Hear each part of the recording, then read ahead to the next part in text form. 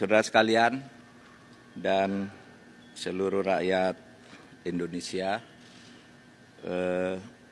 saya atas nama pemerintah yang baru saja diterima oleh Presiden Republik Indonesia sebagai Ketua Dewan Gelar dan Tanda-Tanda Kehormatan, di mana saya hadir bersama para anggota, yaitu saya sendiri Menko Polhukam selaku Ketua, kemudian ada Bapak Muldoko sebagai anggota, kemudian ada Bapak Hasan Wirayuda sebagai anggota, kemudian Ibu Mutia Hatta sebagai anggota, ada Bapak Anhar Gonggong sebagai anggota, kemudian Pak Hersani sebagai sekretaris militer, memutuskan tadi pada tahun 2022 ini akan memberikan gelar pahlawan nasional dalam rangka peringatan Hari Pahlawan 10 November, tetapi upacara penganugerahannya akan dilakukan di Istana Negara tanggal 7 November. Tanggal 7 November karena Bapak Presiden tanggal 8 dan seterusnya ada KTT ASEAN di Kamboja dan akan terus ke Denpasar, pulang dari sana tanggal 13 untuk G20. Nah, mereka yang dipilih ini dari usulan banyak nama yang disampaikan oleh masyarakat melalui Kementerian Sosial, kemudian diseleksi oleh Kementerian Sosial menjadi sejumlah nama terbatas, kemudian diseleksi lagi oleh Dewan Gelar dan Tanda-Tanda Kehormatan menjadi sejumlah terbatas. Kemudian hari ini Bapak Presiden sesudah berdiskusi dengan kami, dengan Dewan Gelar dan Tanda-Tanda Kehormatan, itu memutuskan tahun ini memberikan 5 kepada tokoh-tokoh bangsa yang telah ikut berjuang mendirikan negara Republik Indonesia melalui perjuangan kemerdekaan dan mengisinya dengan pembangunan-pembangunan sehingga kita eksis sampai sekarang sebagai negara yang berdaulat. Kelima orang tersebut adalah 1. Dr. H.R. Soeharto. Beliau ini diusulkan dari Jawa Tengah. Dan beliau adalah pejuang yang dulu ikut bersama Presiden Soekarno dalam perjuangan, bahkan menjadi dokter. Beliau juga sampai beberapa saat sesudah kemerdekaan, bahkan ikut pembangunan Departemen Store Syariah dan pembangunan Monumen Nasional serta Masjid Istiqlal dan pembangunan Rumah Sakit Jakarta, serta salah seorang pendiri berdirinya IDI, Ikatan Dokter Indonesia. Yang kedua adalah KGPAA Paku Alam 8. Beliau adalah raja dari Kabupaten Paku Alaman dari tahun 1937 sampai 1989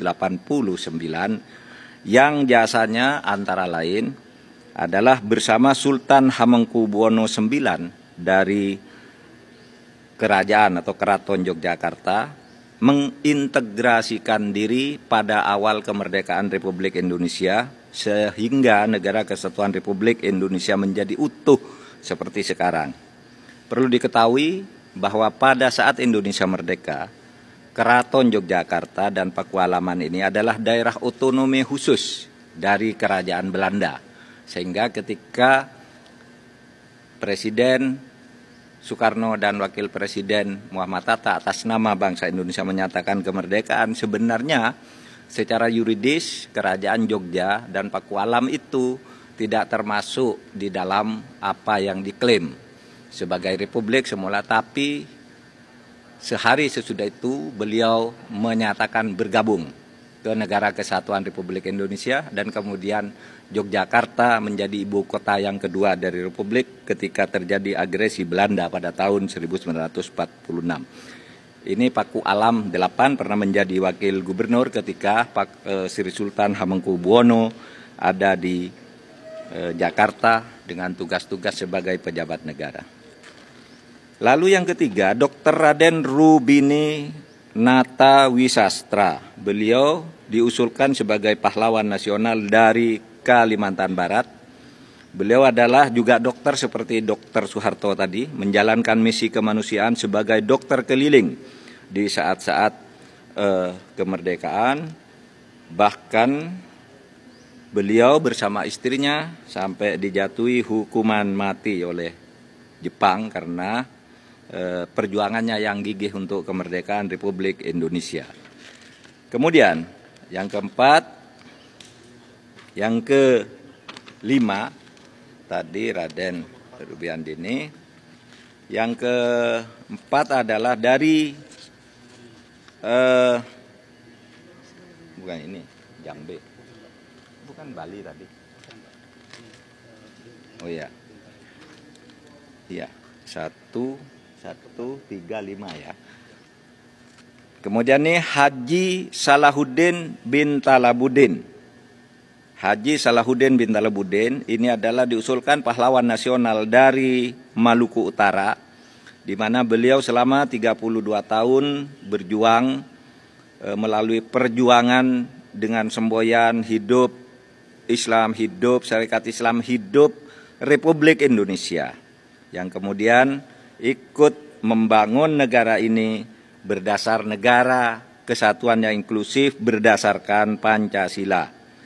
Beliau pernah dibuang ke Bovendigul tahun 42 dan juga dibuang ke Sawah Lunto tahun 1918 sampai 1923. Itu tadi Haji Salahuddin bin Talabuddin dari Maluku Utara. Ini ya.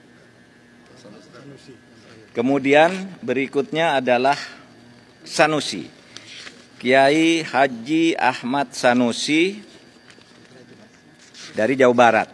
Ini Kiai Ahmad Sanusi adalah